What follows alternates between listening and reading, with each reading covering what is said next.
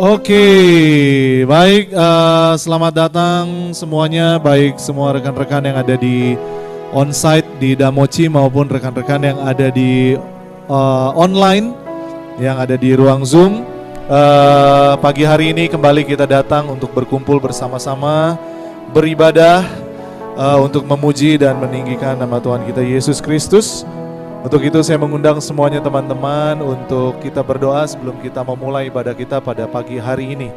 Kami mengucap syukur buat Tuhan Yesus atas kesempatan yang Kau berikan ya Tuhan, buat kami berkumpul bersama-sama pada pagi hari ini.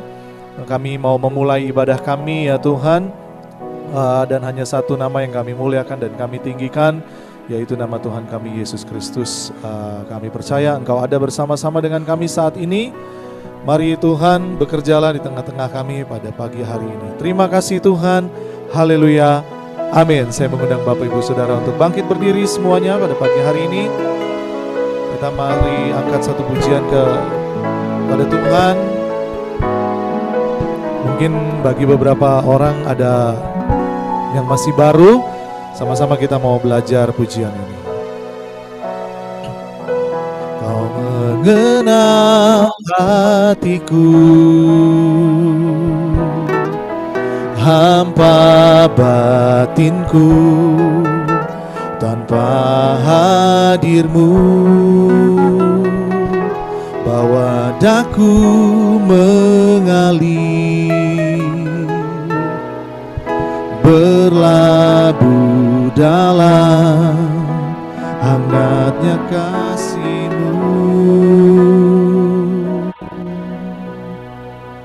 Sejuta rasa di jiwa, rindukan peluk-Mu Bapa.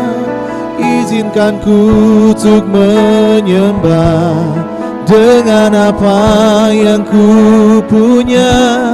Tiada yang lebih berharga, hanya pribadi-Mu Bapa. Biarkanlah ku menyembah, hatiku milik-Mu seutuhnya.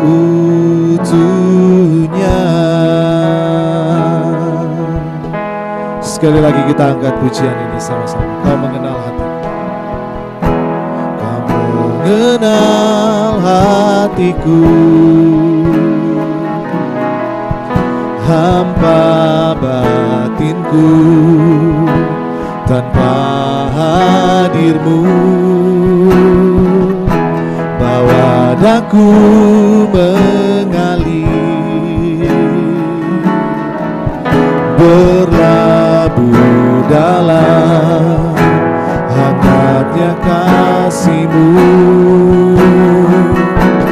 Sejuta rasa di jiwa, rindukan peluk-Mu Bapa. Izinkan ku untuk menyembah dengan apa yang ku punya. Tiada yang lebih berharga dari pribadi-Mu Bapa. Biarkanlah ku menyembah, hatiku milik-Mu seutuhnya.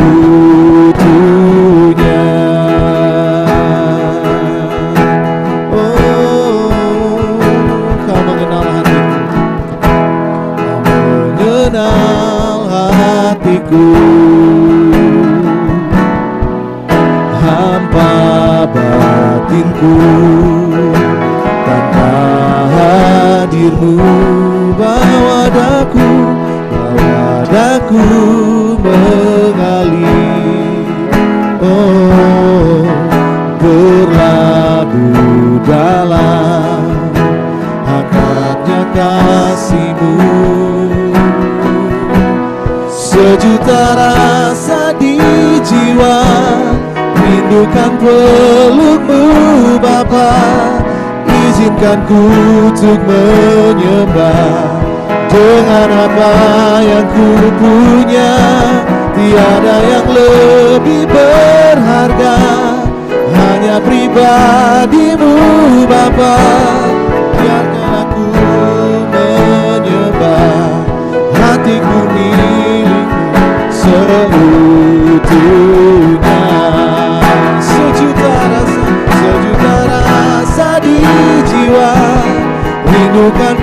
pelukmu Bapa, izinkan ku untuk menyembah dengan apa yang ku punya. Tiada yang lebih berharga, hanya pribadimu Bapa. Biarkanlah ku menyembah, hatiku milikmu seutuhnya. Sekali lagi kita akan mencari. Sejuta rasa di jiwa, rindukan pelukmu Bapa. Izinkan ku untuk menyembah dengan apa yang ku punya. Tiada yang lebih berharga, hanya pribadimu Bapa. Biarkanlah ku menyembah, hatiku milikmu seutuhnya. Hatiku milikmu seutuhnya. Hatiku milikmu seutuhnya.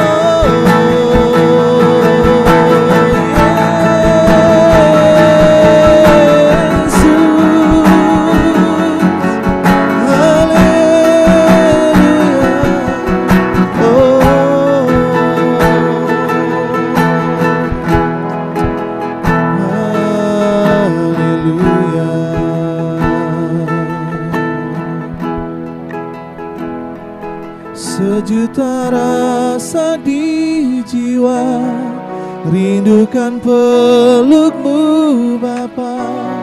Izinkan ku untuk menyembah dengan apa yang ku punya.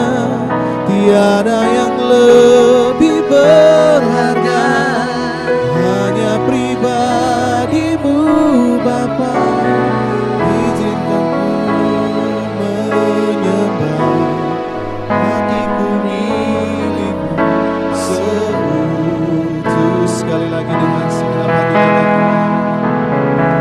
Sejuta rasa di jiwa, rindukan pelukmu Bapa.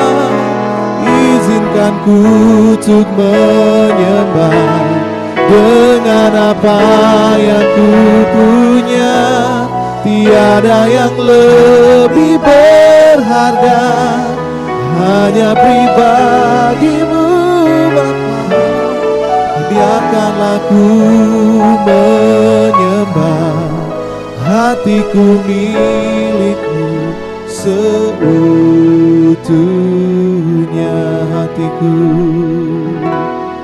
Hatiku milikmu seutuhnya.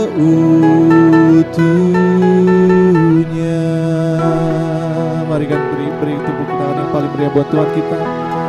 Haleluya.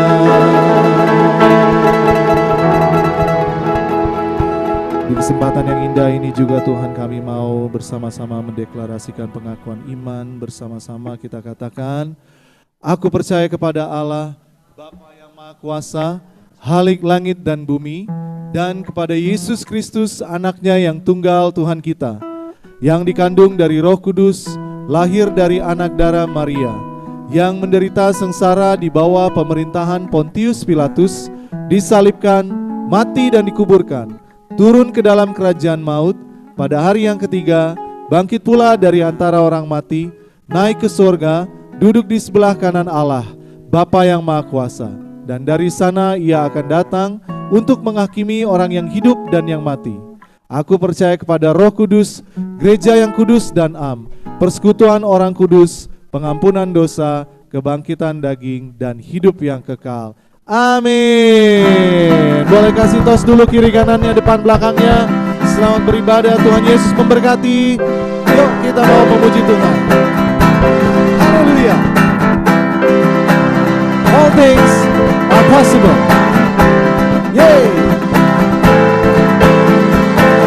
Sama-sama bertepuk tangan. Almighty God, Almighty God, my Redeemer, my hiding place, my safe refuge. No other name like Jesus. No power can stand against you. My feet are planted on this rock, and I will not be shaken. My hope it comes from you alone, my Lord and my salvation. Your praise is always on my lips. Your word is living in my heart, and I will praise you with a new song. My soul will bless you, Lord. You fill my life, you fill my life with greater joy. Yes, I delight myself in you, and I will praise you with a new song. My soul will bless you, Lord. Yes, sekali lagi dari awal kita angkat pujian ini. Almighty God, my Redeemer. Almighty God, my Redeemer, my hiding place, my safe refuge. No other name like Jesus. No power can stand against you. My feet are planted on this rock, and I will not be shaken. My hope it comes from you alone, my Lord and my salvation. Your praise is always on my lips. Your word is living in my heart, and I will praise you with a new song. My soul will bless you, Lord. You fill my life, you fill my life with greater joy. Yes, I delight myself in you, and I will praise you with a new song. My soul will bless you. When I am weak, you make me strong. When I'm poor, I know I'm rich, for in the power of your name. All things are possible. All things are possible. All things are possible. All things are possible. Your praise is always on my lips. Your word is living in my heart, and I will praise you with a new song. My soul will bless you. You fill my life with joy. Yes, I delight myself in you, and I will praise you with a new song. My soul will bless you, Lord. When I'm weak, you make me strong. When I'm poor, I know I'm rich, for in the power of your name. All things are possible. All things.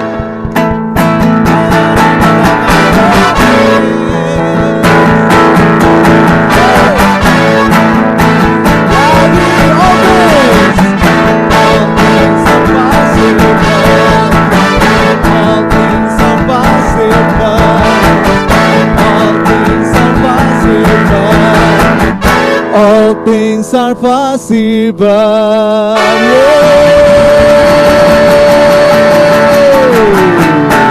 Silakan duduk semuanya. Pasti senang yang kayak gitu-gitu. Oke, mari kita teduhkan hati kita pada siang hari ini. Amin Tuhan.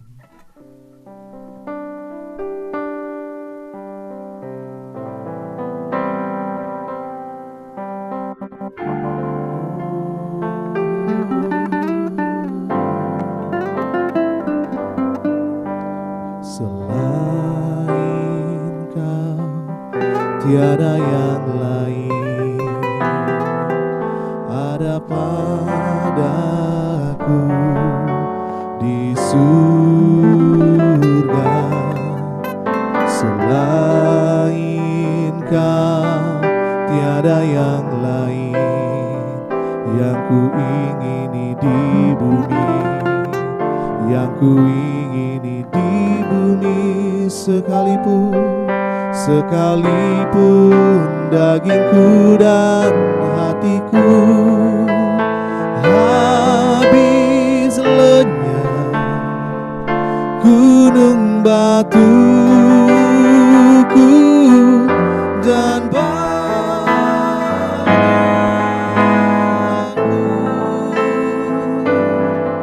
tetaplah Allah selama-lamanya.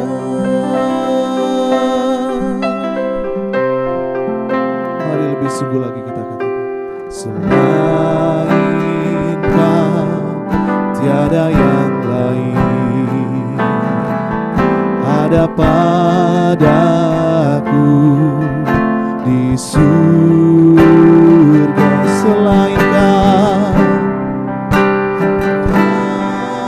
Tiada yang lain yang ku ingini di bumi, yang ku ingini di bumi. Sekalipun dagingku dan hatiku habis lenyap, gunung batuku dan bangunku, tetaplah Allah selama-lamanya. Sekalipun dagingku dan hatiku habis lenyap, gunung batuku dan bangunku,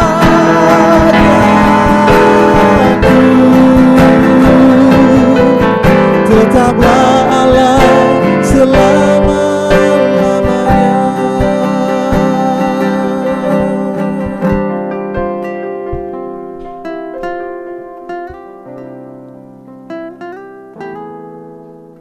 Bertugas pelayanan sebagai pengakuan dosa adalah hal yang sering saya hindari karena menyiapkan bahan apa yang ingin disampaikan adalah hal yang butuh kejujuran dan waktu merenung untuk menuliskannya. Saya bertanya di dalam hati, mengapa ya saya malas sekali ketika harus duduk, diam, dan merenung belakangan ini. Tampaknya memang karena selain dari saya memang benar-benar kehabisan energi di antara kerjaan dan kuliah, saya juga menemukan rasa malas untuk memasuki momen solitude. Akhirnya 2 minggu yang lalu ketika Iis sedang mencari orang untuk pengakuan dosa, dan saya pikir masa Iis lagi gitu ya, harus berbagi beban juga gitu. Saya harus keluar dari zona nyaman yang belakangan mulai malas untuk berdoa dan boro-boro baca firman gitu. Tapi hal itu tidak datang dari ruang kemalasan semata. Ini lahir dari kegelisahan perjalanan spiritual yang tidak ada habisnya bertanya tentang Tuhan again. Saya ingat-ingat ketika saya merenung, tepatnya Juli tahun 2019, saya pernah DM Vinky waktu itu. Vinky, kamu percayakah Tuhan itu ada? Gitu. Dan pertanyaan itu terlahir bukan dari kemalasan pada saat itu. Tapi pertanyaan itu justru lahir di saat-saat saya sedang rajin membaca buku dan dengar-dengar khotbah. Tapi pertanyaan itu sudah selesai digumulkan dan sudah menemukan jawabannya. Kali ini pertanyaan lain muncul.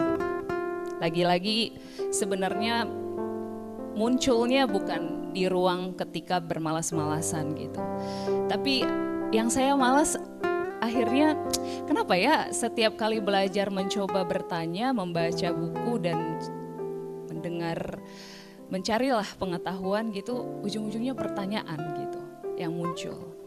Pertanyaan pertama, saya bertanya ke dalam diri saya, Apakah selama ini saya beragama dan bertuhan dengan sangat eksklusif sekali, yang selalu mengingat Yohanes 14 ayat 6, momen kata Yesus kepadaku, akulah jalan dan kebenaran dan hidup, tidak ada seorang pun yang datang kepada Bapa kalau tidak melalui aku. Lalu muncul lagi pertanyaan kedua, sejauh mana saya melihat bahwa Allah atau Kristus dapat menyelamatkan semua manusia ketika mereka berbuat baik dan menyembah Allah yang mereka percayai. Pertanyaan ketiga, kenapa harus menyembah Yesus? Broken Sense, sejujurnya saya tidak ingin mengutarakan ini di depan publik, karena bagi saya ini adalah hal yang sangat personal. Jadi salah satu latar belakang pertanyaan itu muncul karena saya sempat jatuh hati kepada seorang lelaki dan dia beragama Muslim. Sesuatu yang tidak pernah saya bayangkan, memikirkannya pun saya tidak pernah. Tapi kita tidak bisa pilih kita sedang jatuh hati dengan siapa. Naturnya manusia ketika menyukai seseorang ingin memiliki, ingin hidup bersama.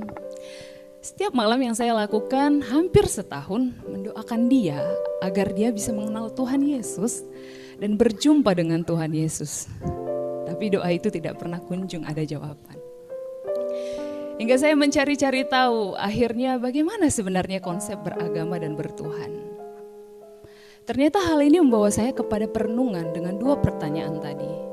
3 bahkan. Jadi ini bukan lagi soal jatuh hati dengan lelaki yang berbeda agama. Tapi rasanya saya bertemu dengan dia untuk membawa saya ke dalam perjalanan spiritual kepada Tuhan yang semakin dalam. Ada satu quotes mantan presiden kita Gus Dur yang selalu mengganggu hati saya. Dia berkata bahwa tidak penting apapun agama atau sukumu. Kalau kamu melakukan sesuatu yang baik untuk semua orang, orang tidak pernah bertanya agamamu. Kayaknya itu cannot relate di Indonesia ya, susah sekali gitu. Karena hampir semua orang akan bertanya, agamamu apa? Rasanya ruang private-nya itu tidak ada gitu. Saya kembali lagi meragu dengan Tuhan dan agama saya dan berusaha keluar dari doktrin kekristenan kali ini yang selama ini saya pahami. Sejujurnya ada momen ketika harus pelayanan menjadi worship leader, saya memilih lagu yang tidak ada kaitannya dengan kata Tuhan Yesus dan penembusan di dalam lirik lagunya. Ada masanya ketika berdoa pengakuan iman rasuli, saya bertanya berkali-kali di dalam hati, benarkah kamu percaya? Momen ketika pergi ke gereja hanya karena rutinitas, tapi di dalam hati masih terus bertanya. Satu kali saya pergi beribadah ke GKI, waktu RLC tidak ada ibadah, dengan hati yang masih ragu, tidak mau berdoa memakai nama Tuhan Yesus. Di dalam kebaktian itu saya mendengar pembacaan Alkitab dari 1 Korintus 15 ayat 13 sampai 17, nanti Broken Sense bisa baca sendiri. Broken Sense, ayat itu membuat saya merenung kembali dan berpikir ulang kembali tentang siapa Allah yang saya sembah.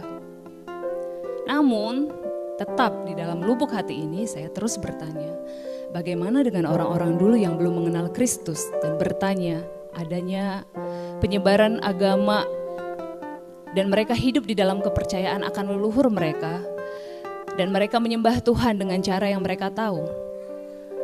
Apakah tidak ada kasih Allah terhadap mereka? Atau bagaimana dengan orang-orang di suku pedalaman yang belum tersentuh oleh firman dan misionaris, tapi mereka hidup dengan baik dan menyembah Tuhan dengan cara yang mereka tahu. Dan ketika mereka meninggal dan belum mendengar firman Allah di dalam kampung mereka, apakah mereka tidak bertemu Tuhan ketika mereka mati? Sejauh mana kita bisa menerima perbedaan dan melihat kasih Kristus di agama lain? Sejauh mana kita bisa melihat dan menerima bahwa ada ruang misteri Allah di dalam hubungan setiap perjalanan spiritual manusia? Bukankah ketika Kristus berkata, kasihilah sesamamu manusia tidak menyebutkan kata agama di dalamnya, menjadi kasihilah sesama agamamu, namun kasihilah sesamamu manusia seperti kamu mengasihi diri sendiri. Saya tidak pernah menyangka pertemuan dengan lelaki yang berbeda agama itu membuat saya lebih dalam mengenal Tuhan dan melunturkan kotak-kotak agama dan Tuhan yang saya pegang. Maafkan saya jika saat ini saya melihat semua agama ingin mengajarkan yang baik. Dan maafkan saya jika saat ini saya percaya bahwa orang yang tidak mengenal Tuhan Yesus, tetapi ketika mereka secara natur manusia menemukan Tuhan di dalam dirinya, saya percaya mereka ada di dalam kedaulatan Allah dan itu menjadi ruang misteri Allah. Bahkan ketika manusia itu tidak mau mengakui keberadaan Tuhan pun, saya percaya dia di dalam kedaulatan Allah. Maafkan saya, saat ini saya tidak berdiri di ruang eksklusif beragama Kristen dan melihat bahwa agama Kristen satu-satunya jalan kebenaran untuk bertemu Tuhan. Kalaupun akhirnya saya beragama Kristen, itu karena ada nilai hidup yang melekat dan perjalanan spiritual saya terpaut di ayat-ayat kitab sucinya. Karena agama dan Tuhan bagi saya adalah dua hal yang berbeda dan perjalanan spiritual bagi saya adalah hal yang sangat personal dan intim, di mana kedua belah pihak akan saling terhubung dan tidak bisa dibatasi dengan apapun. Perjalanan ini belum selesai. Saya tidak tahu akan meragu seperti apa lagi ke depannya. Tapi yang saya tahu, akhirnya jangan takut untuk meragukan apapun selama ini yang kita percayai. Dan izinkanlah ruang misteri itu selalu ada. Izinkanlah di dalam kehidupan kita adanya ruang ragu dan ruang misteri. Mari kita bertumbuh dan mari kita berakar di dalam perkenalan akan Tuhan. Mari kita berdoa sambil kita mendengarkan sebuah lagu.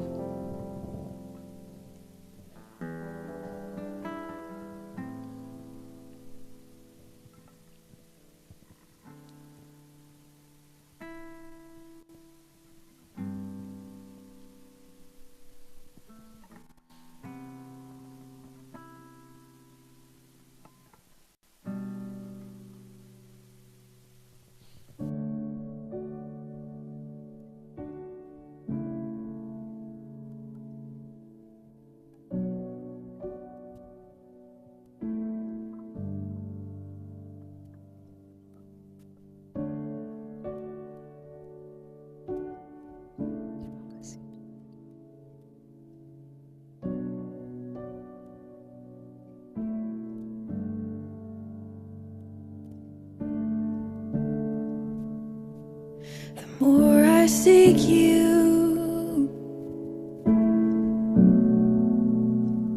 the more I find you. The more I find you,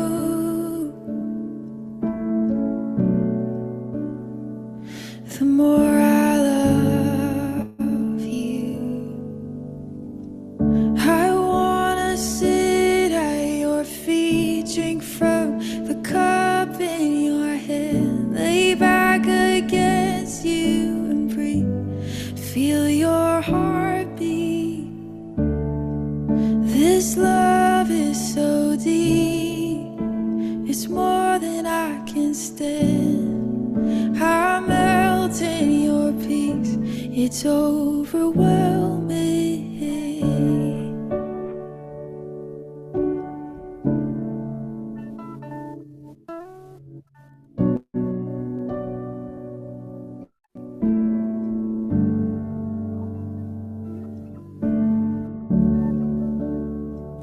The more I seek you,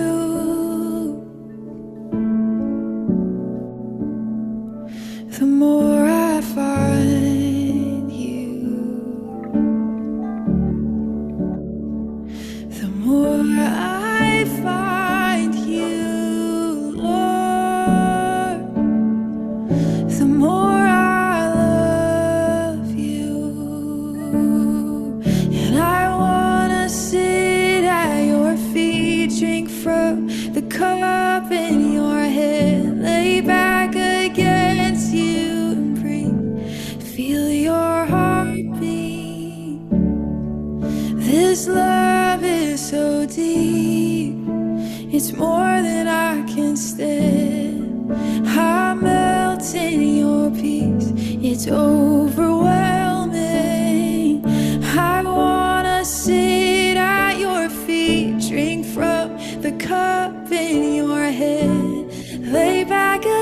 kiss you and breathe, feel your heartbeat. 'Cause this love is so deep, it's more than I can stand. I melt in your peace, it's overwhelming.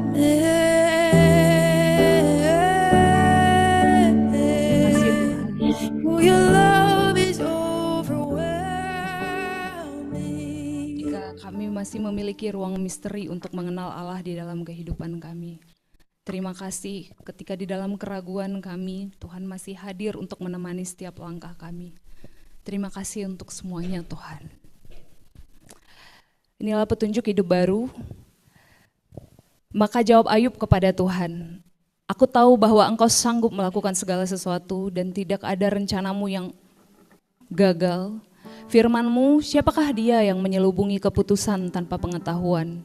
Itulah sebabnya tanpa pengertian aku telah bercerita tentang hal-hal yang sangat ajaib bagiku dan tidak ku ketahui. Firman-Mu, dengarlah, maka akulah yang akan berfirman. Aku akan menanyai Engkau supaya Engkau memberitahu aku. Hanya dari kata orang saja aku mendengar tentang Engkau, tetapi sekarang mataku sendiri memandang Engkau. Oleh sebab itu aku mencabut perkataanku dan dengan menyesal aku duduk dalam debu dan abu. Terima kasih.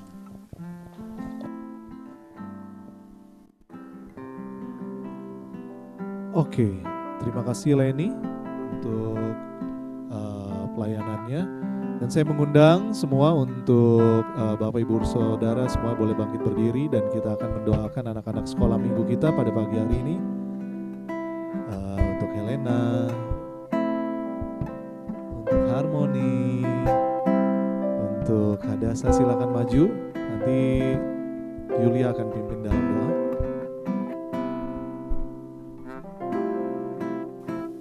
Yuk mari kita berdoa. Kami bersyukur Tuhan buat anak-anak sekolah minggu yang ada di tempat ini. Ada Hadasa, ada Harmoni, ada Helena, biji mata Tuhan yang sangat dicintai oleh Tuhan. Dan hari ini anak-anak sekolah minggu mau belajar tentang Engkau lebih dalam lagi Tuhan. Biar Tuhan yang berbicara melalui guru-guru sekolah minggu, Tuhan yang memberikan pengertian yang lebih lagi di dalam kehidupan anak-anak ini agar mereka belajar lebih lagi tentang Engkau. Terima kasih Tuhan, kami serahkan ibadah sekolah minggu ini di dalam nama Tuhan Yesus Kristus. Haleluya. Amin. Amin. Selamat Selamat beribadah anak-anak sekolah minggu. Mari tetap bangkit berdiri, kita akan sambut kebenaran firman Tuhan. Sekalipun dagingku dan hatiku habis lenyap, gunung batuku kan bagianku, tetaplah selama-lamanya. Sekalipun dagingku dan hatiku habis lenyap, gunung batuku dan bagianku, tetaplah Allah selama. Mari dengan segenap hatimu katakan, sekalipun dagingku dan hatiku habis lenyap, gunung batuku dan bagianku, tetaplah selama-lamanya. Tetaplah selama-lamanya. Tetaplah selama-lamanya.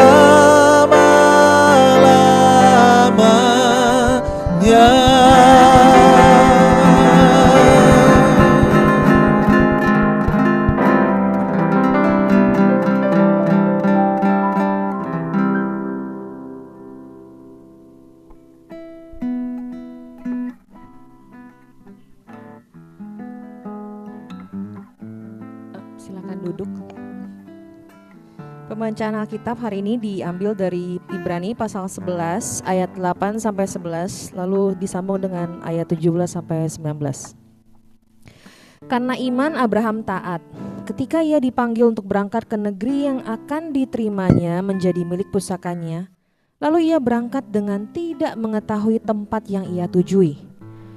Karena iman ia diam di tanah yang dijanjikan itu seolah-olah di suatu tanah asing, dan di situ ia tinggal di kemah dengan Ishak dan Yakub yang turut menjadi ahli waris janji yang satu itu. Sebab ia menanti-nantikan kota yang mempunyai dasar, yang direncanakan dan dibangun oleh Allah.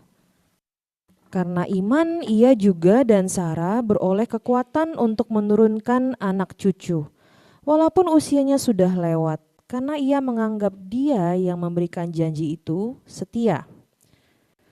Karena iman maka Abraham tatkala ia dicobai mempersembahkan Ishak. Ia yang telah menerima janji itu rela mempersembahkan anaknya yang tunggal, walaupun kepadanya telah dikatakan keturunan yang berasal dari Ishaklah yang akan disebut keturunanmu. Karena ia berpikir bahwa Allah berkuasa membangkitkan orang-orang sekalipun dari antara orang mati. Dan dari sana ia seakan-akan telah menerimanya kembali.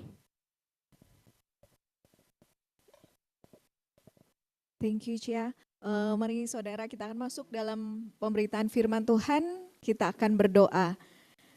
Kami bersyukur Tuhan buat siang hari ini, saatnya kami akan mendengarkan firman Tuhan. Engkau memimpin kami, Engkau mengurapi hamba-Mu yang sangat terbatas ini, tetapi Engkau Roh Kudus yang berbicara kepada setiap kami. Terima kasih Tuhan untuk setiap kesempatan untuk ibadah ini, Engkau memberkati dan mengurapi setiap kami. Haleluya, amin. Ya, selamat siang Broken Saint, Bapak Ibu semuanya, baik yang ada di Damoci maupun yang ada di ruang Zoom. Mungkin ada Cidila ya di dalam ruang Zoom ya, dengan bibirnya yang seksi ya katanya ya. Untuk sama-sama beribadah gitu ya. Ya lagi-lagi saya harus berdiri di sini gitu ya. Bukan sesuatu yang mudah tentu saja. Tetapi karena iman, ya ikut-ikutan Abraham jadinya. Oke. Nah, tapi bukan Abraham yang ini ya. Walaupun ini juga harusnya menjadi penerus Abraham, Bapak orang percaya. Ya, waktu awal tahun tema ini diberikan gitu ya oleh Bapak Gembala kita Faith Forward gitu ya. Ada dua hal yang terlintas di kepala saya sebenarnya.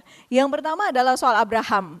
Simple aja karena Abraham kan disebut sebagai Bapak orang percaya ya. Semua orang Kristen tahu. Jadi kayaknya kalau bicara iman tuh pasti look up to si Abraham gitu ya. Yang kedua adalah Ibrani 11 ya, yang tadi dibacakan oleh Miss Cia gitu ya. Karena kan di dalam Ibrani 11 mungkin Broken Saint juga tahu itu semuanya saksi-saksi iman ada di situ gitu ya, dari Habel sampai dengan Rahab. Itu yang terlintas di pikiran saya. Jadi ketika awal tahun diberikan itu dan saya tahu nih pasti gue ditodong untuk khotbah gitu kan. Saya udah pikirin itu gitu ya. Oh saya mengingat-ingat itu gitu ya, merecall kembali gitu.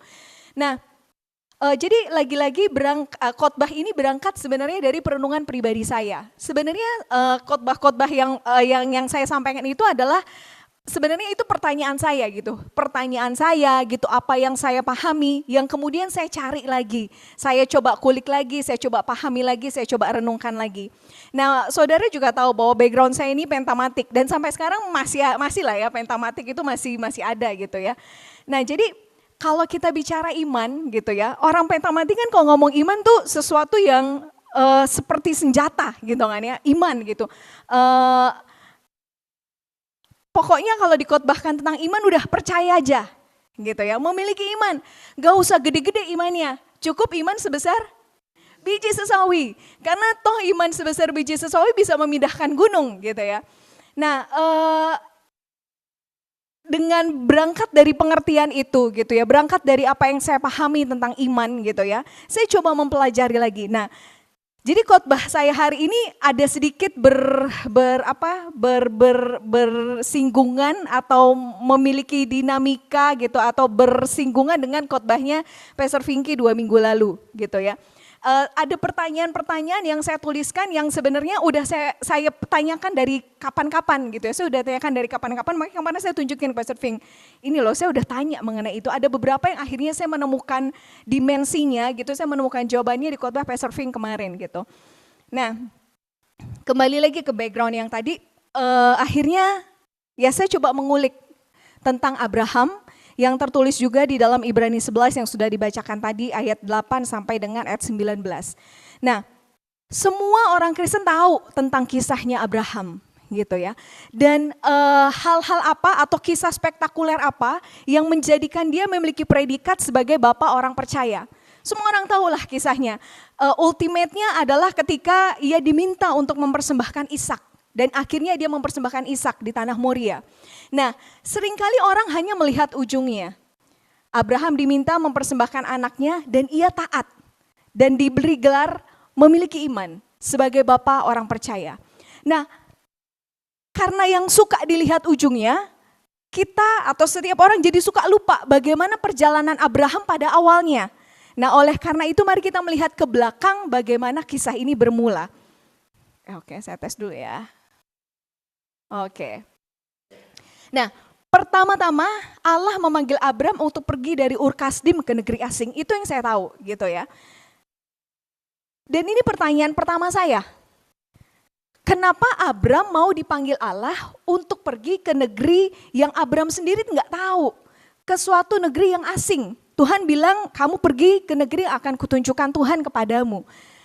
Saya membayangkan diri saya sendiri gitu ya. Kalau saya jadi Abram, saya mau nggak ya? Gitu ya. Tuhan bilang saya lagi enak-enak di tanah saya gitu ya. Terus Tuhan bilang oke, kamu pergi ke satu negeri apa Tuhan? Pokoknya nanti saya tunjukkan ke kamu. Saya membayangkan saya mau atau enggak ya. Dan pertama saya berpikir kalau apa yang membuat saya jadi mau. Pertama, kalau mungkin hidup saya terlalu susah di situ. Gitu ya, terlalu susah, udah nggak ada harapan, ya udahlah siapa tahu di sana nanti ada harapan, ada kondisi yang lebih baik, gitu ya. Terlalu susah. Tapi tidak ada, ketika saya cari nggak ada yang menunjukkan bahwa Abram tuh hidupnya susah, gitu. Bahkan Terah ayahnya itu pengusaha patung berhala kan gitu kan. Lalu yang kedua saya berpikir, oke, kalau misalnya itu enggak, maka hipotesa kedua saya adalah, tergantung siapa yang manggil. Kalau saya lagi hidup enak-enak di suatu tempat, tiba-tiba Pak Prabowo datang ke saya, Yulia kamu pergi deh ke Israel misalnya gitu ya. Atau kamu pergi ke suatu tempat, pokoknya semua dijamin. Mungkin saya mau. Karena yang memanggil saya, Prabowo, presiden gitu ya, saya mau gitu. Kalau yang memanggil saya mungkin Pastor Vinky, saya belum tentu mau gitu kan. Gitu kan. Nah, kedua siapa yang manggil, akhirnya saya punya hipotesa, jangan-jangan Abram udah mengenal Allah dulu. Gitu ya, jadi karena dia mengenal Allah, makanya dia punya iman. Dia taat, dia percaya, oke, ini Tuhan yang manggil, Allah yang bisa aku percaya, makanya gue mau. Oke, dan kemudian saya melihat, jadi karena Abram mau karena mengenal Allah. Lalu saya bertanya gitu ya, dari mana Abram mengenal Allah? Nah, Alkitab mencatat bahwa pertama kali Abram dipanggil Allah itu ada di dalam Kejadian 12. Sebelumnya tidak diceritakan bagaimana Abram mengenal Allah. Justru yang tercatat adalah di dalam Yosua 24 ayat 2. Berkatalah Yosua kepada seluruh bangsa itu, beginilah firman Tuhan, dahulu kala di seberang sungai Efrat, disitulah diam nenek moyangmu yakni Terah, ayah Abraham dan ayah Nahor, dan mereka beribadah kepada Allah lain. Jadi rupanya keluarganya Abraham juga bukan keluarga yang mengenal Allah. Gitu. Dan ketika saya ngulik gitu dalam berbagai sumber diceritakan bahwa Terah ini adalah seorang penyembah patung ataupun pebisnis patung berhala. Jadi ada banyak cerita-cerita yang muncul bagaimana kemudian Abraham mengenal Allah gitu ya. Nah, tapi karena ternyata ini jadi pertanyaan umum, dari mana Abraham mengenal Allah gitu, makanya ketika saya membaca gitu ya, banyak rabi-rabi Yahudi gitu ya yang membuat cerita gitu ya. Ini mungkin sastra mitos beneran gitu ya, yang membuat cerita akhirnya bagaimana Abraham mengenal Allah gitu ya. Atau paling tidak dia meragukan si berhala itulah.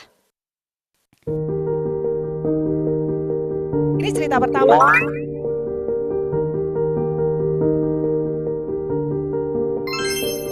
Ini cerita kedua.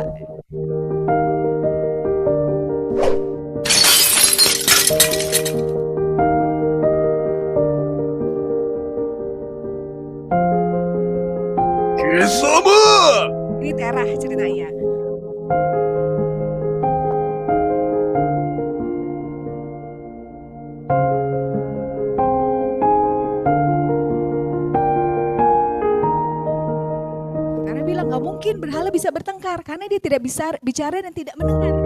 Lalu Abraham bilang, lah kalau gitu kenapa menyembah berhala yang tidak mampu berbuat apa-apa itu? Ini cerita dari rabi-rabi Yahudi gitu ya pada waktu itu. Akhirnya kenapa Abraham meragukan si berhala lah, kurang lebih begitu. Lalu kemudian ada juga yang bilang bahwa akhirnya si Abraham dibawa ke Nimrod dan lain sebagainya lah. Ada banyak cerita gitu ya. Intinya keluarga Abraham adalah keluarga yang tidak mengenal Allah. Ada hal yang lain lagi. Ternyata selama ini saya tahunya Abraham pergi dari Ur Kasdim gitu ya. Ternyata di dalam Kejadian 11 ayat 31 tertulis, lalu Terah membawa Abram anaknya serta cucunya Lot, yaitu anak Haran dan Sarai menantunya, istri Abram anaknya, ia berangkat bersama-sama dengan mereka dari Ur Kasdim untuk pergi ke tanah Kanaan. Lalu sampailah mereka ke Haran dan menetap di sana. Jadi rupanya perjalanan Abram dari Ur Kasdim ke Haran itu dimulai dari ayahnya. Ya, ayahnya yang membawa Abram untuk pergi ke pergi ke Haran. Jadi diduga Terah adalah seorang yang sedang mencari kebenaran juga, gitu ya, akibat tadi perdebatan dengan Abram gitu ya ceritanya.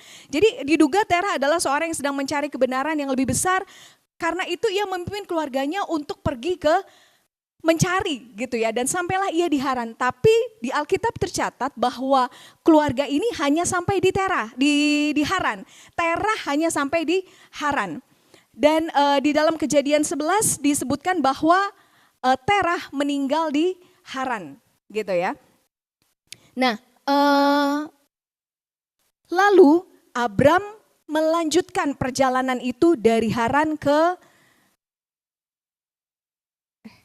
kok ini ya? Salah nih slide-nya. Ini back-nya gimana ya?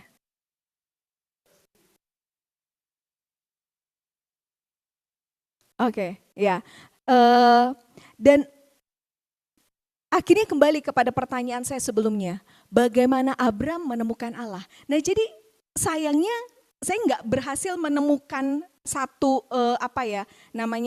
satu jawaban bagaimana Abram mengenal Allah. Jadi ternyata Abram tidak mengenal Allah terlebih dahulu gitu ya. Jadi justru makin menegaskan bahwa Abram sebenarnya tidak mengenal Allah gitu. Dan ini meruntuhkan hipotesa saya bahwa Abram memiliki iman untuk taat pergi dari Haran karena ia mengenal Allah.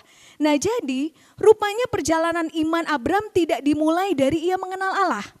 Malahan dimulai dari ketidaktahuan ia akan Allah, dimulai dari Allah yang adalah misteri bagi Abram.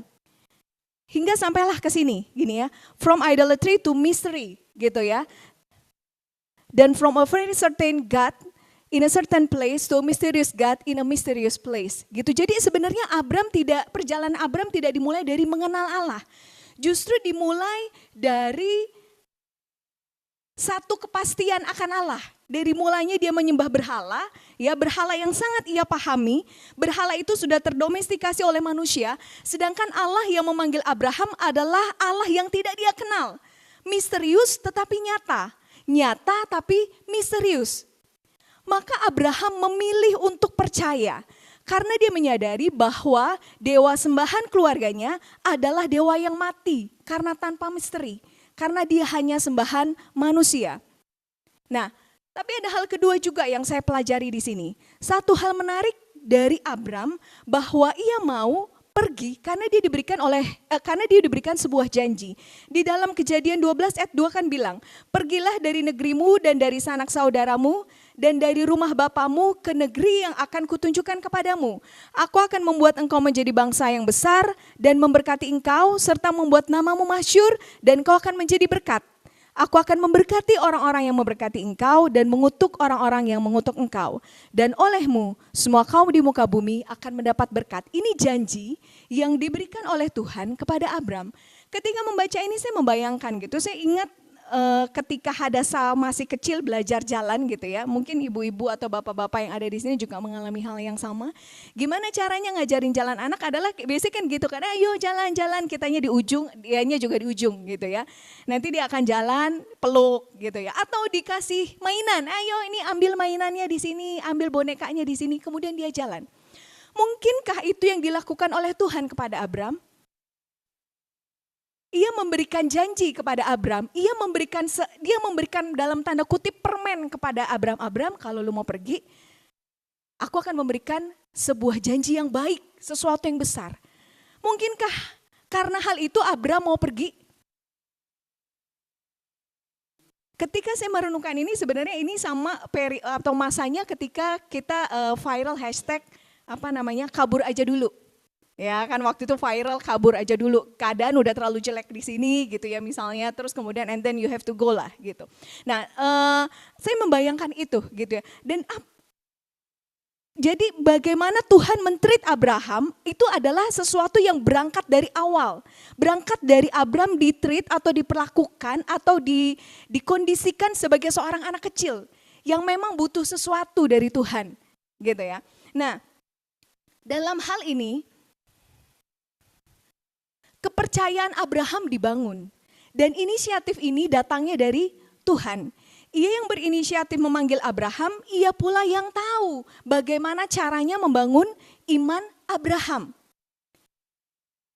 Dan di sini kita melihat bagaimana Allah akhirnya perlahan membuka dirinya kepada Abraham. Ya, kita lanjut dulu ya. Di perjalanan ini berlanjut ya, akhirnya dari Ur Kasdim sampai Haran dari Haran Abram mulai gitu ya, memulai perjalanan ini. Ia berjalan sampailah dia di Sikem ya. Di dalam Kejadian 12 ayat 6 dan 7 bilang Tuhan menampakkan diri kepada Abram dan berfirman, aku akan memberikan negeri ini kepada keturunanmu. Maka didirikannya di situ mezbah bagi Tuhan yang telah menampakkan diri kepadanya. Di Sikem Allah menegaskan lagi janjinya. Jadi dia pergi dari Haran, Allah memanggil dia, Abram pergi dalam perjalanan misterinya. Dia tidak tahu siapa Allah, dia tidak tahu bagaimana Allah yang memanggil dia hanya diberikan sebuah janji dan akhirnya Abram pergi berjalan dalam perjalanan misterius itu.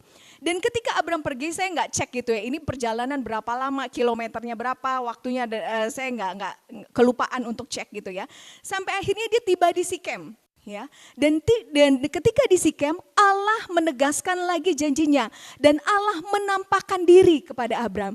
Ketika Abram melangkah dalam ketidakpastian, tapi ada satu kejutan-kejutan manis yang diberikan oleh Tuhan kepada Abram. Di Sikem Tuhan menampakkan dirinya kepada Abram dan disitulah mezbah pertama yang Abram dirikan kepada Tuhan. Di Sikem Abram mendirikan mezbah, gitu ya. Lalu lanjut, perjalanan lanjut dan sampailah Abram di Betel. Tuhan menampakkan diri kepada Abram di Betel dan disitulah Abram memanggil nama Tuhan. Kita lihat perjalanannya jauh, panjang, sesekali Allah menampakkan diri kepada Abram. Gitu ya, dalam perjalanan yang panjang itu apakah Abram berada dalam ketidakpastian? Sudah pasti. Gak ada Google Maps pada waktu itu. Mungkin gak ada tanda-tanda bahwa Tuhan hadir di dalam hidupnya pada waktu itu. Tapi dalam jangka waktu tertentu, dalam momen-momen tertentu, dalam periode-periode tertentu yang telah Tuhan tetapkan dan Tuhan tahu kondisinya si Abram tuh Allah menampakkan dirinya. Ya, salah satunya di Betel. Allah menampakkan lagi dirinya kepada Abraham dan di Betel lah Abram memanggil nama Tuhan. Ya, dalam perjalanan panjangnya itu. Oke, perjalanan berlanjut ya. Dari Betel, karena ada kelaparan, maka ia pergi ke Mesir. Nah, ini nih yang udah di-spill sama Pak Edi. Sayang Pak Edi nggak datang ya. Jadi nanti tolong dikasih tahu ya. Waktu itu Pak Edi mau bikin khotbah apa di Betel, di Mesir.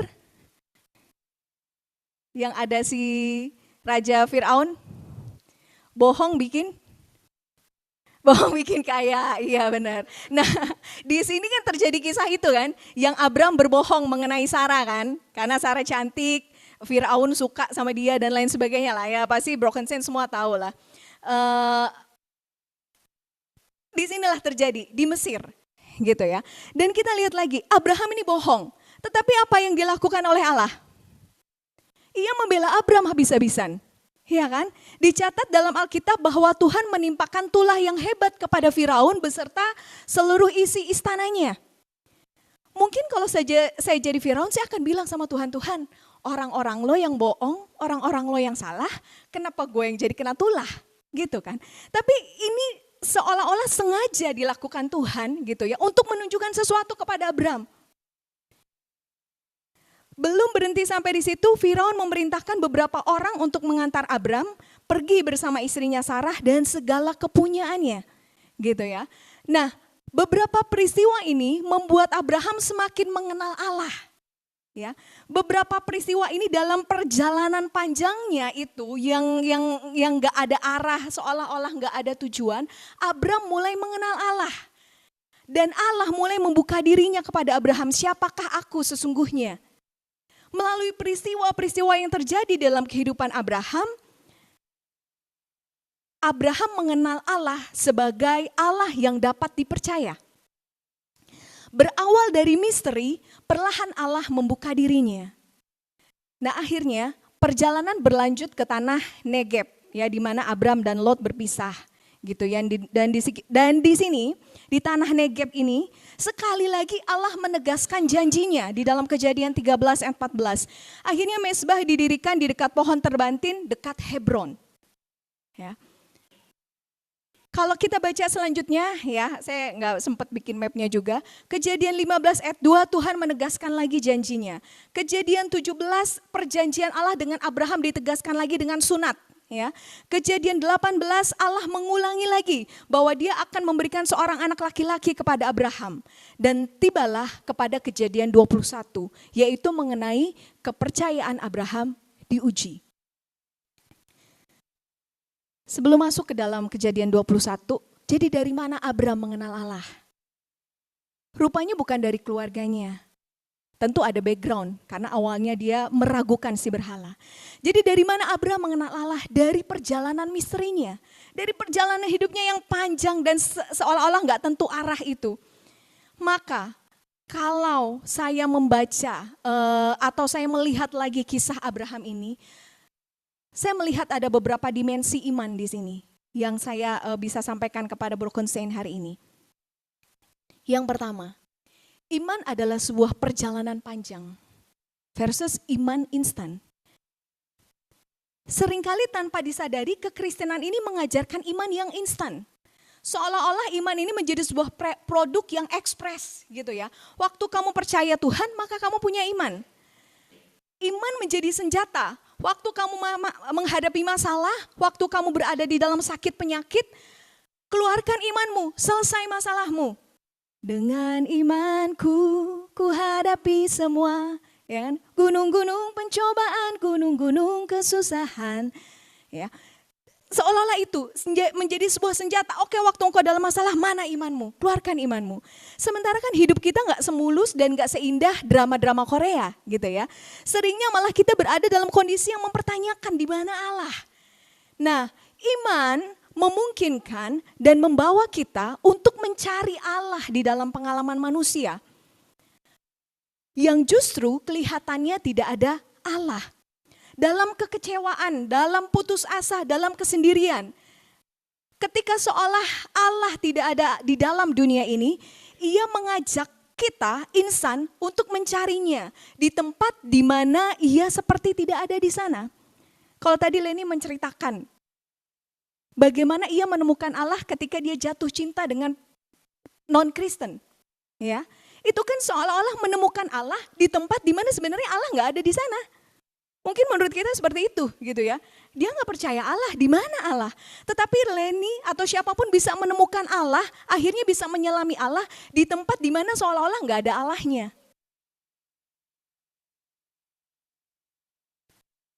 Abram telah mengalami begitu banyak peristiwa di dalam hidupnya. Abram dipanggil Allah di dalam Kejadian 12 itu ketika dia pergi dari Haran ke Sikem gitu ya, itu dia umur 75. Dan ketika dia punya anak kan 100 ya. Ya 100. Dan ketika Ishak dikorbankan kan lebih dari itu. Jadi Abram telah mengalami begitu banyak peristiwa dalam hidupnya dan begitu banyak pengalaman bersama Allah. Jadi iman bertumbuh di dalam perjalanan hidup. Bukan dengan doktrin atau pengertian tentang Tuhan yang sekali jadi dan gak bisa dikoreksi lagi. Ya, jadi iman bukanlah sesuatu yang sekali jadi. Iman adalah sebuah kisah kehidupan yang menemukan Tuhan dalam situasi yang kelihatannya tidak ada Tuhan. Menyentuh ia yang tidak tersentuh. Iman memungkinkan hal itu. Dan bukankah ia Allah? Dan bukankah ia juga adalah Allah yang menjadi manusia? Jadi paradoks, bukankah dia adalah Allah yang memang gak bisa kita sentuh, tapi dia juga Allah yang telah menjadi manusia. Maka tidak ada yang abadi tentang Allah. Yang abadi adalah Allah itu sendiri.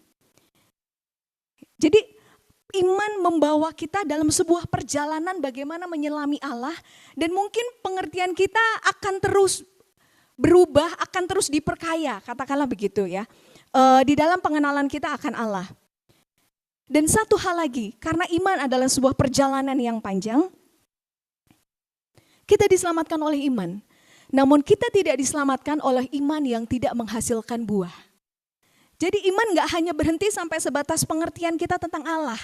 Tetapi iman mendorong kita, iman mendorong kita untuk kita menjadi seseorang yang menghasilkan buah. Jadi ketika hidup seseorang itu memiliki iman, maka hidup itu harus menjadi tempat di mana buah roh bertumbuh. Ini dimensi pertama. Yang kedua, iman yang buta. Kalau kita melihat Abraham, dia disuruh Tuhan untuk persembahkan anaknya. Atau mungkin seringkali kita lihat ya, kalau saya dulu gitu ya, mendengar khotbah gitu, lihat Abraham, dia disuruh Tuhan untuk persembahkan anaknya, untuk membunuh anaknya, dia mau.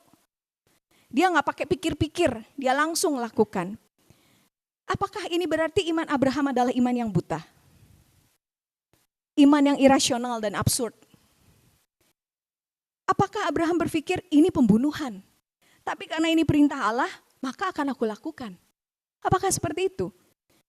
Namun rupanya kalau kita melihat lebih dalam, ada satu buku The Death and Resurrection of the Beloved Son bilang bahwa kita bisa memahami perintah Allah kepada Abraham dengan melihat latar belakang budaya pada waktu itu. Di zaman kuno, di zaman itu gitu ya, zaman Abram, seluruh harapan dan mimpi seorang laki-laki dan keluarganya terletak pada anak sulung laki-laki. Anak sulung adalah wakil keluarga. Alkitab berkata bahwa keberdosaan Israel, maka mereka kehilangan anak sulung mereka. Walaupun hal itu bisa ditebus dengan memberikan persembahan secara teratur. Hal ini ya tertulis di sini ya.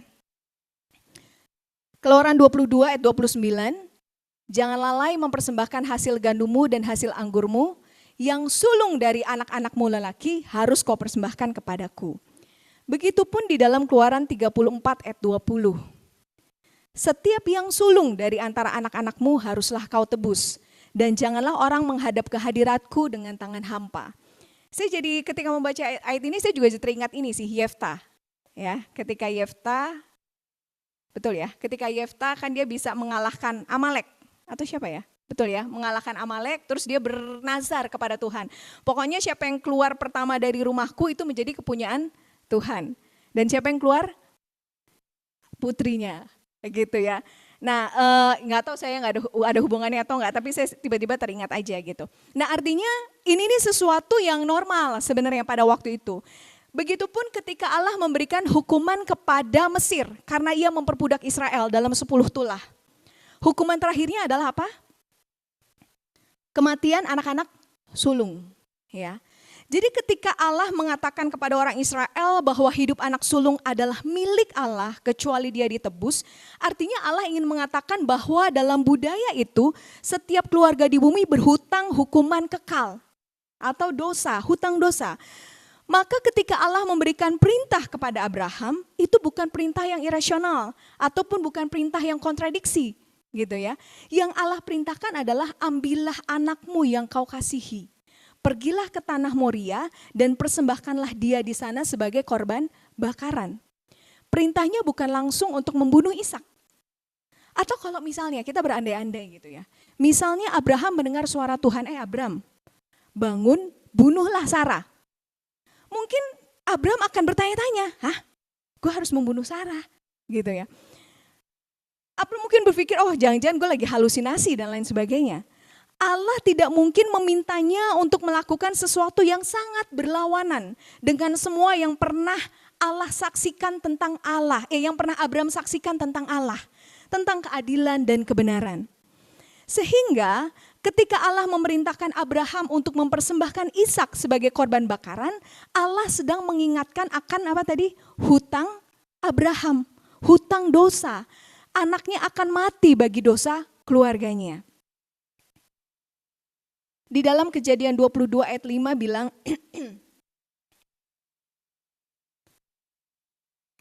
tinggallah kamu di sini dengan keledai. Aku beserta anak ini akan pergi ke sana. Kami akan sembahyang. Sesudah itu kami kembali kepadamu. Abram tidak tahu apa yang akan Allah lakukan.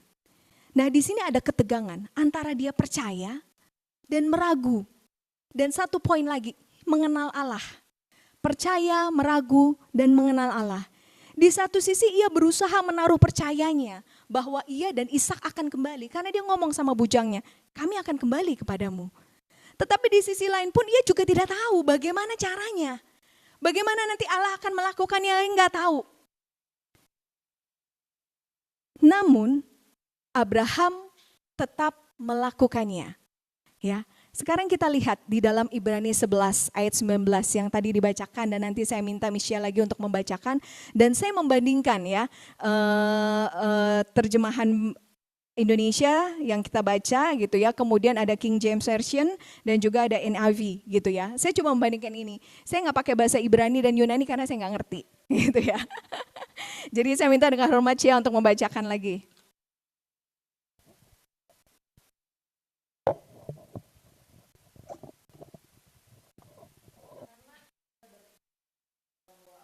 Kuasa membangkitkan orang-orang sekalipun dari antara orang mati. Dan dari sana ia seakan-akan telah menerimanya kembali. Kalau dari KJV, accounting that God was able to raise him up even from the dead, from whence also he received him in a figure. NIV version, Abraham reasoned that God could even raise the dead, and so in a manner of speaking, he did receive Isaac back from death. Oke, thank you Cia. Ya, saya coba membandingkan ayat yang sama dalam 3 versi ini. Dari ayat-ayat tersebut yang saya warnai merah, kita melihat ada proses berpikir. Ada proses berpikir, ada proses judgment atau penilaian, ada proses berhitung yang dilakukan oleh Abraham. Ya. Seperti yang sering disampaikan oleh Bapak Gembala kita, ya, yang mengutip di dalam kitab Mazmur. Ada yang bisa tebak gak? Sebelum kita melakukan segala sesuatu, apa yang biasanya? Mari duduk dan berhitung. Nah, ini yang dilakukan oleh Abraham pula. Maka dari sini, proses penilaian dan analisa, perencanaan dan perhitungan, di mana di dalamnya melibatkan akal budi, logic, good sense, itu adalah proses iman. Iman tidak membawa kita pada hidup yang sembrono dan tanpa perhitungan. Maka jangan malas untuk berpikir. Jangan malas untuk merencanakan masa depan hidup kita. Karena memang itu adalah iman. Itu proses iman yang harus kita lakukan. Dan iman membuat kita memiliki kekuatan, memiliki keberanian untuk melangkah. Maka dalam hal ini izinkan saya untuk mengambil satu poin, faith forward, nomor 10. Apa? Walk while worry. Ya, iman memungkinkan kita untuk melakukan itu. Poin yang ketiga atau dimensi yang ketiga. Iman yang mendapatkan versus iman yang melepaskan atau mengosongkan. Seringkali kita diajarkan iman adalah tentang mendapatkan. Kalau kamu ingin sesuatu, kamu berdoa, kamu punya iman, and then kamu mendapat. Iman adalah dasar dari segala sesuatu yang kita harapkan dan bukti dari segala sesuatu yang tidak kita lihat. Seolah-olah itu tentang mendapatkan sesuatu. Kamu sakit, kamu beriman, kamu sembuh. Kamu ingin sesuatu, kamu berdoa, kamu beriman, kamu dapatkan itu. Dari Abraham kita belajar bahwa iman bukanlah tentang mendapatkan, tetapi tentang melepaskan. Ketika Allah meminta Abram untuk mempersembahkan anaknya Ishak, apakah Tuhan sedang mencari tahu? Apakah benar nggak ya nih si Abram benar-benar mengasihi Allah? Dalam pengertian saya yang mungkin terbatas ini, harusnya Allah kan mengetahui isi hati manusia, gitu ya. Lalu kenapa ia meminta Abram untuk melakukan itu, gitu ya? Nah, Ishak adalah pemberian yang sangat indah dari Allah bagi Abraham. Abram menanti Ishak ini bertahun-tahun. Bahkan dalam penantiannya pun dia sempat meragukan Allah kan. Makanya dia mengambil Hagar dan lahirlah Ismail. Ya. Dalam proses yang panjang ini memang sesuatu yang melelahkan gitu. Sesuatu yang membuat kita ya udah pastilah sangat manusiawi itu. Sangatlah dimengerti ketika Ishak lahir, maka kasih Abraham terhadap Ishak, satu-satunya anak yang dijanjikan oleh Allah ini begitu besar. Sangat bisa dipahami. Dan di dalam Kejadian 22 ayat 2, Allah berfirman kepada Abram kan, "Hai Abram, ambillah anakmu yang tunggal itu, yang engkau kasihi." Allah pun tahu bahwa Abram sangat mengasihi Ishak. Makanya dia bilang, "Abram, ambillah anakmu yang tunggal itu." Dia kasih mention, yang engkau kasihi. Baru dia sebut namanya, yaitu Ishak. Jangan-jangan kasih Abraham terhadap Ishak telah menjadi sebuah pemujaan dan tanpa disadari menjadi berhala. Di mana sebelumnya tujuan hidup Abraham bergantung pada Allah. Sekarang tujuan hidupnya bergantung pada keberadaan dan cintanya pada Ishak. Pusat hidup Abraham jangan-jangan telah bergeser. Allah bukannya tidak ingin kita mengasihi anak kita, istri, suami, pasangan, pelayanan kita, gereja kita, pekerjaan kita. Tetapi kita tidak boleh membuat seseorang atau sesuatu yang kita sukai atau yang kita kasihi menjadi Allah palsu. Bukan karena ia adalah Allah yang narsis. Ya. Namun jika kita menempatkan seseorang atau sesuatu menjadi Allah palsu, maka hubungan kita terhadap sesuatu atau seseorang itu akan berubah menjadi hubungan yang toksik, menjadi hubungan yang mencekik. Gitu. Nah, kalau Abraham tidak pernah dalam tanda kutip dipaksa oleh Allah untuk memilih, ini kan dia harus memilih nih, antara anaknya yang ia kasihi atau ketaatan pada Allah, maka dia tidak bisa melihat bahwa kasihnya itu mungkin telah menjadi suatu berhala bagi Abram. Abraham akhirnya taat untuk naik ke gunung. Dan hanya dengan ketaatan itulah Abraham bisa mengasihi Ishak dengan benar dan bijak. Ya ini seperti proses pemurnian gitu ya kalau kata orang karismatik mah ya. Nah, jika Ishak merupakan harapan dan sukacita utama dalam hidup Abraham, maka Abraham akan mendisiplinkan Ishak secara berlebihan. Kurang lebih begitu implementasinya dalam pola asuh anak gitu kali ya. Atau kalau karena dia ingin Ishak menjadi sempurna atau sebaliknya. Kalau Abraham akan memanjakan Ishak. Tetapi ketika Ishak mengecewakan dia, maka dia bisa menjadi marah dan kejam. Kasih dan keberhasilan Ishak menjadi satu-satunya identitas dan sukacita Abraham. Dan ini yang Allah sedang kerjakan di dalam diri Abraham. Dari sini kita belajar bahwa iman tidak membawa kita untuk memiliki yang kita ingini. Iman tidak membawa kita untuk mendapatkan apa yang menjadi keinginan kita. Tapi justru iman melepaskan semua yang kita miliki. Sampai pada akhirnya, yang kita ingini hanya Allah saja. Jadi iman harusnya membawa kita kepada sebuah pengosongan diri. Melepaskan seolah-olah yang semua yang kita ingini, walaupun kelihatannya itu sesuatu yang kudus. Pelayanan kita, keluarga kita, orang-orang yang kita kasihi, gak ada yang salah dengan itu semua. Atau perbuatan baik kita justru. Iman pula yang memungkinkan kita untuk akhirnya mengingini hanya Allah saja. Dan dengan demikian, maka iman pula yang memungkinkan kita untuk membaca ayat ini. Mari kita baca ayat ini bersama-sama di dalam Mazmur 73 ayat 25 sampai 26. Siapa gerangan ada padaku di sorga selain Engkau?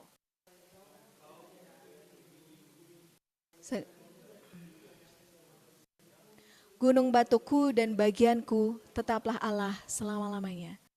Iman yang memungkinkan kita untuk memahami akhirnya ayat ini. Bahwa akhirnya semua yang ada dari kita, akhirnya hasrat kita hanyalah untuk Allah. Tetapi bukan berarti akhirnya kita berkutat atau melepaskan diri kita dari seolah-olah hal duniawi. Seperti tadi saya sampaikan, justru mungkin Allah akan ditemukan dalam hal-hal yang kemungkinan tidak ada Allah di sana, atau seolah-olah tidak ada Allah di sana. Dan itu akhirnya memberi kita sebuah pengertian, jangan-jangan dunia ini menjadi tempat yang paling baik untuk kita belajar tentang Allah.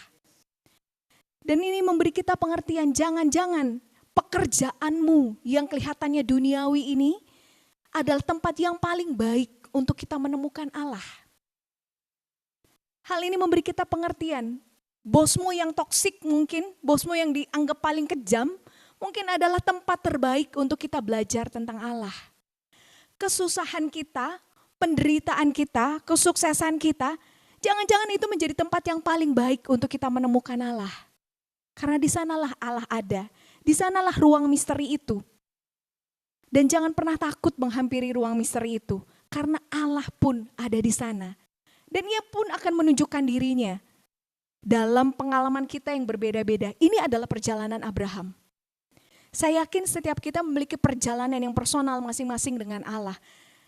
Pengakuan dosa Leni hari ini sangat nyambung jadinya gitu ya. Dia memiliki pengalaman pribadi, menemukan Allah dalam hal-hal yang kelihatannya sepele, receh, remeh-temeh, dan kelihatannya enggak, mungkinkah ada Allah di sana? Dan saya yakin setiap kita pun dalam kehidupan kita akan menemukan Allah. Dalam situasi yang mungkin paling sederhana sekalipun, dalam situasi yang paling tidak memungkinkan sekalipun, kita pun akan menemukan Allah. Dan iman memungkinkan kita untuk melakukan semuanya itu.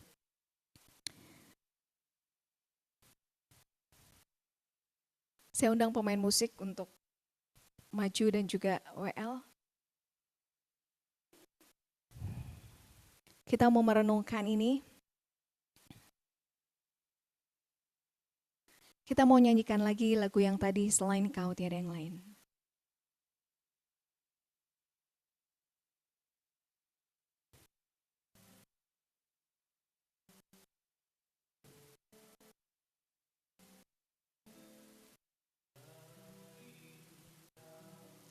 Tiada yang lain ada padaku di surga, selain Kau tiada yang lain yang ku ingini di bumi, yang ku ingini di bumi. Sekalipun dagingku dan hatiku habis lenyap, gunung batuku dan bagianku tetaplah Allah selama-lamanya.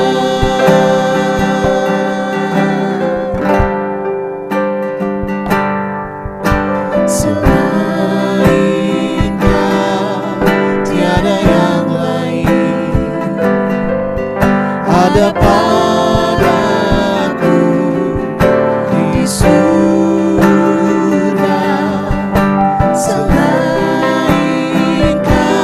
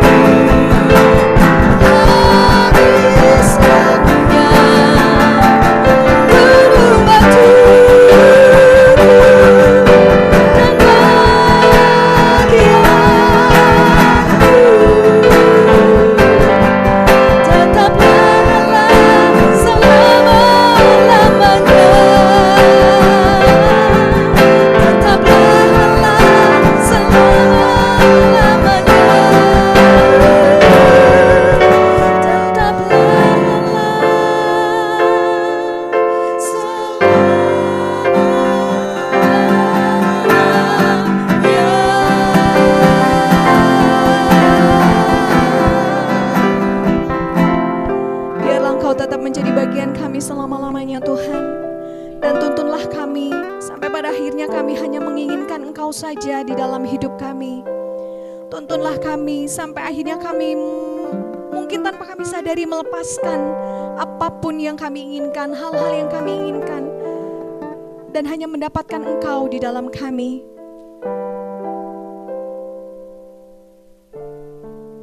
Kami bersyukur buat hari ini. Kami percaya hamba-Mu terbatas, tetapi Engkau Allah yang memberikan pengertian yang lebih dalam kepada masing-masing kami. Engkau yang membawa kami berjalan dalam perjalanan yang panjang, mungkin melelahkan, mungkin membosankan, mungkin membuat kami capek. Tetapi biarlah kami tetap berjalan bersama dengan Tuhan. Biarlah Engkau tetap menuntun setiap langkah kami, langkah demi langkah, hari demi hari.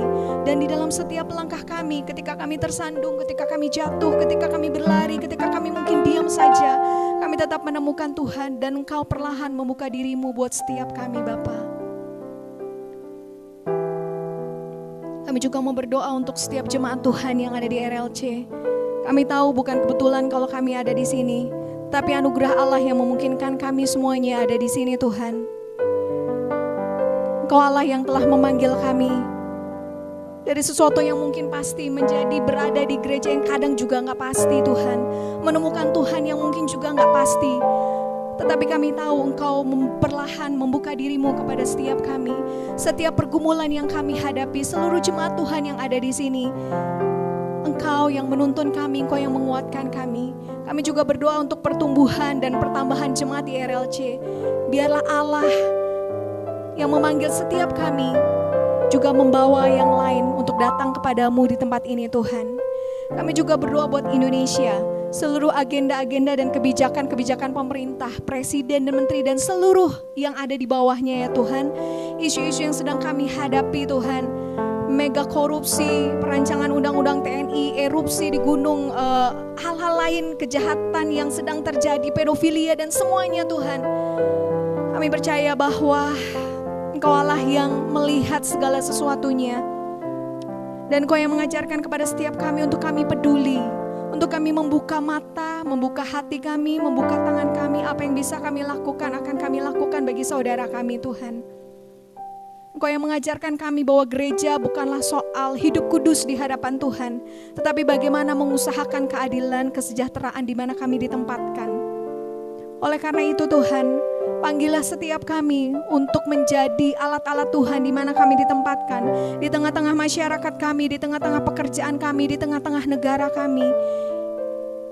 Biar melalui kehadiran kami, Tuhan, ada banyak orang yang mungkin terhiburkan. Ada banyak orang yang memiliki bahu untuk bersandar. Ada tangan yang menolong, Tuhan. Atau paling tidak kami adalah orang yang peduli terhadap segala sesuatu yang terjadi di sekitar kami, Tuhan. Sebagaimana Engkau juga peduli terhadap kami. Kami berdoa bahwa segala sesuatunya ada di dalam genggaman tangan Tuhan. Dan jadikan kami Allah Tuhan. Kami juga berdoa buat dunia ini, Tuhan. Ada begitu banyak arah yang mungkin kami juga tidak bisa pahami secara lebih dalam. Tetapi kami tahu Tuhan pun hadir di sana. Tuhan hadir dalam hal-hal yang sederhana, tetapi Engkau juga hadir dalam hal-hal yang kelihatannya global, besar. Tidak terpikirkan, Engkau ada di sana, Tuhan. Biar setiap gereja Tuhan boleh berdoa, gereja Tuhan boleh memberikan sesuatu. Terima kasih Tuhan untuk hari ini. Inilah doa kami kepadamu. Biar Engkau yang menyempurnakan, Engkau yang menjawab doa kami sesuai dengan waktu-Mu, sesuai dengan kehendak-Mu. Terima kasih Tuhan. Kami berdoa di dalam nama Tuhan Yesus Kristus. Haleluya. Amin.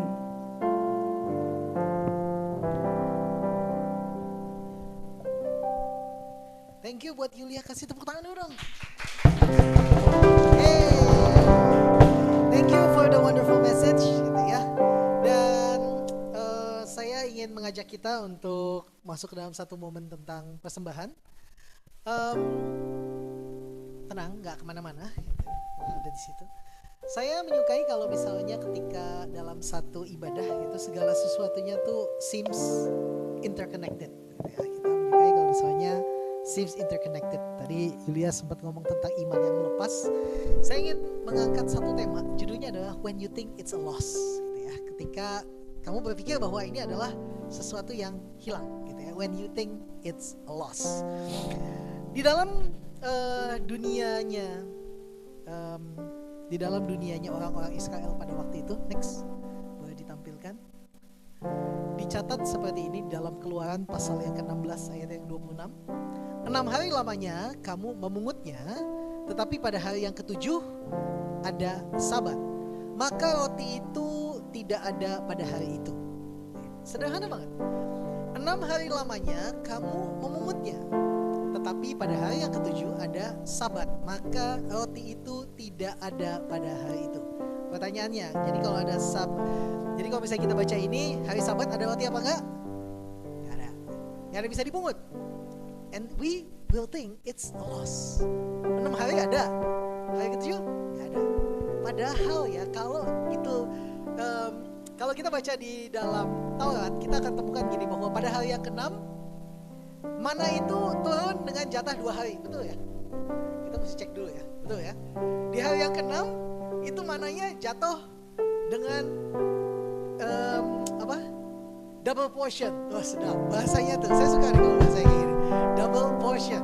Padahal kalau misalnya kita pikir bahwa kalau hari yang ke-7 kita berharap bahwa kalau hari yang ke-6 datang dengan double portion, kita mengharapkan bahwa hari yang ke-7 dapat triple portion, benar nggak, Fred?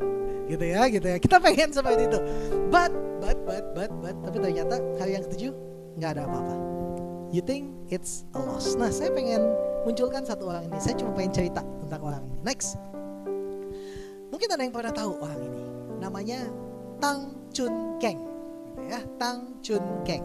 Atau terkenal dengan nama C.K. Tang. Siapa sih C.K. Tang? Gitu ya. C.K. Tang adalah seorang imigran.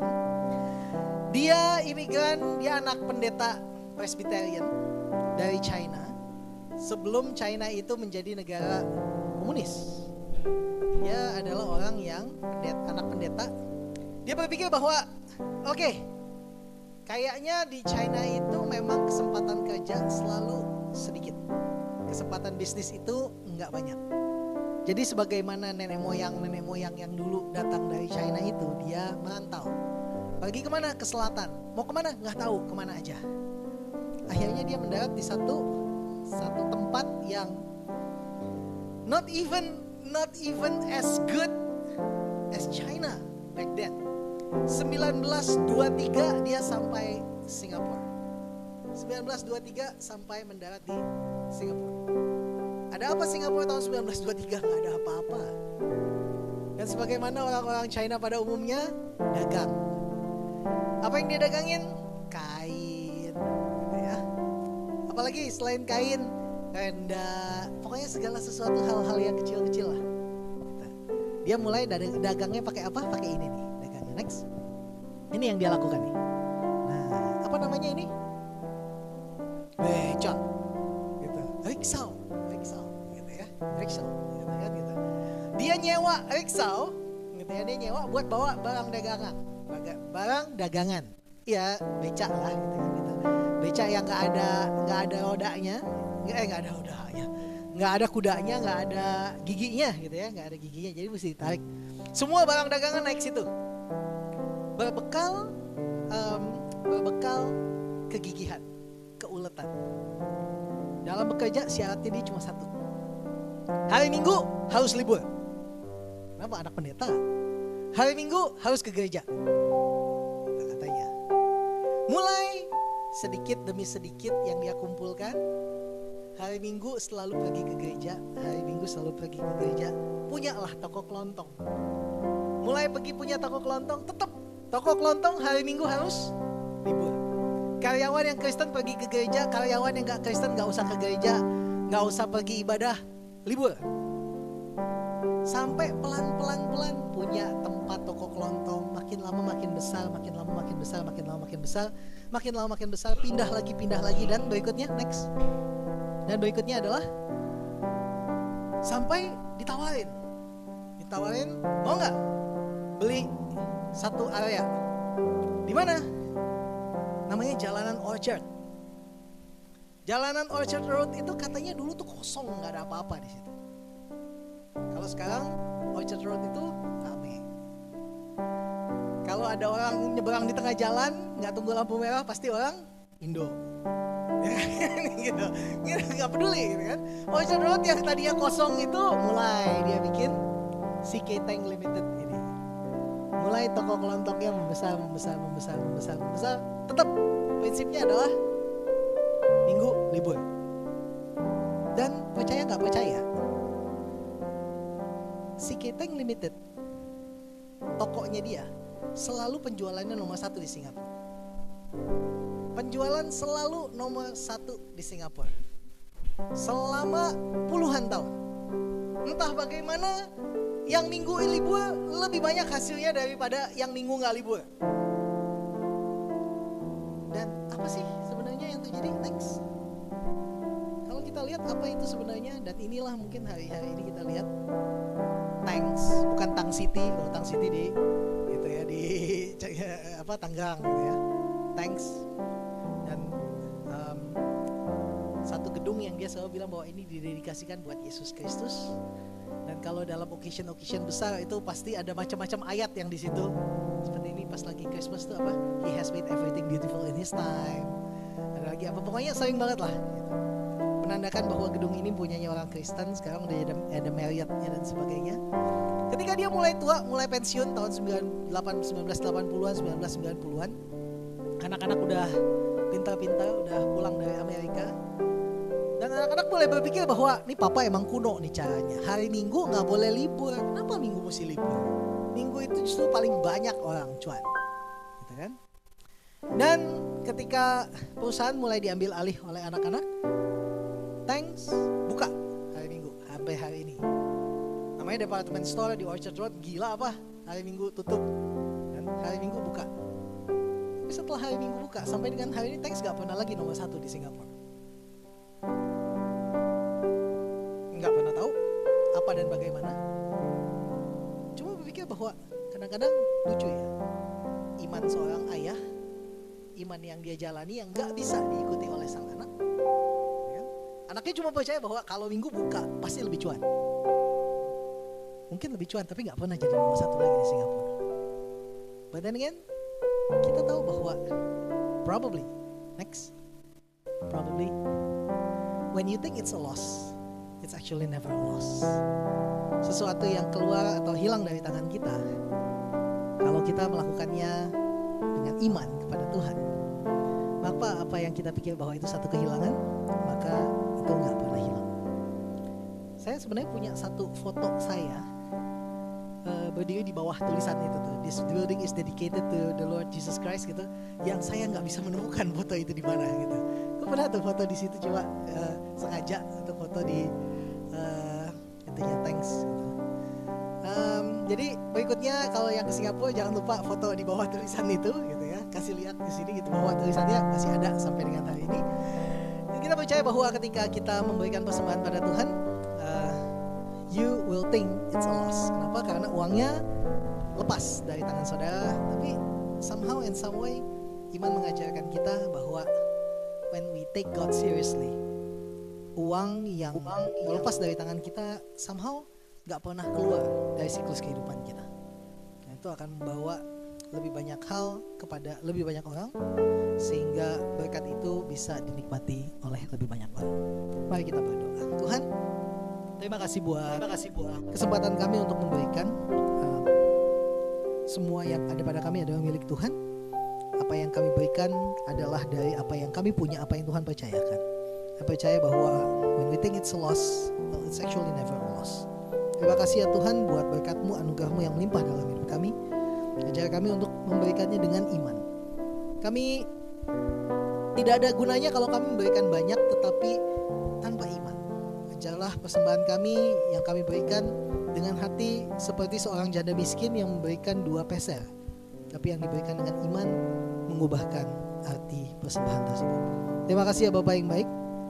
Dimuliakanlah nama-Mu dari kekal sampai kekal. Demi Kristus Yesus Tuhan dan Juru Selamat, kami berdoa dan mengucap syukur. Amin. Silakan pengumuman.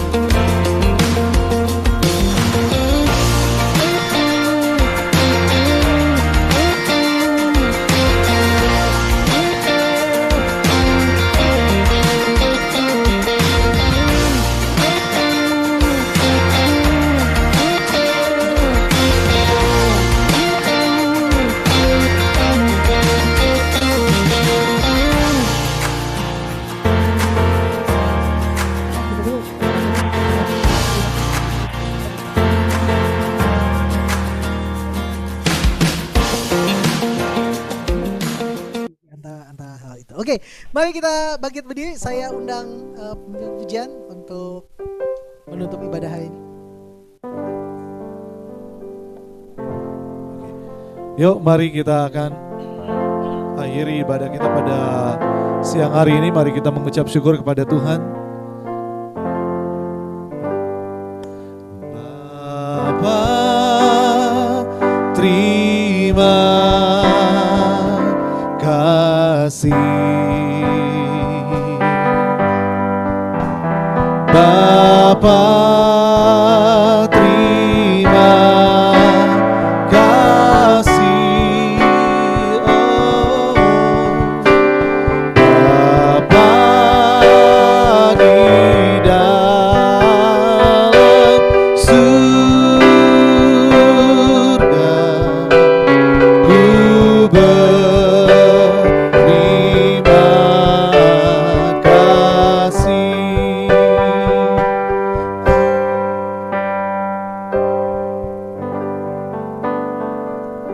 Mari arahkan pandanganmu pada Tuhan. Kiranya berkat yang melimpah turun dari tahta Allah mengalir ke dalam kehidupanmu. Di saat-saat engkau paling gak paham kenapa misteri itu bisa nyata dalam kehidupan, di mana Dia yang tidak pernah engkau pahami sepenuhnya mengenalmu. Dia yang memberkati, Dia yang menuntun, Dia yang memilih, Dia yang menjaga. Dan kiranya berkat itu mengalir ke dalam kehidupanmu, berjalan dengan cinta kasih Tuhan Yesus Kristus, dengan kuat kuasa Allah Roh Kudus, memampukan kita untuk terus setia kepada Tuhan, sekalipun kita tidak pernah bisa mengenalnya secara bagaimana Ia mengenal kita. Tapi ya Tuhan, kami percaya bahwa Engkau yang memulai, Engkau yang setia sampai kesudahannya. Demi Kristus Yesus Tuhan dan Juru Selamat, kami berdoa dan mengucap syukur. Kami terima berkat Tuhan, kami terima janji Tuhan dalam hidup ini. Semua yang mengasihi Tuhan sama-sama kita katakan amin. Tuhan Yesus memberkati. Sampai ketemu minggu depan. Oke, God bless semuanya.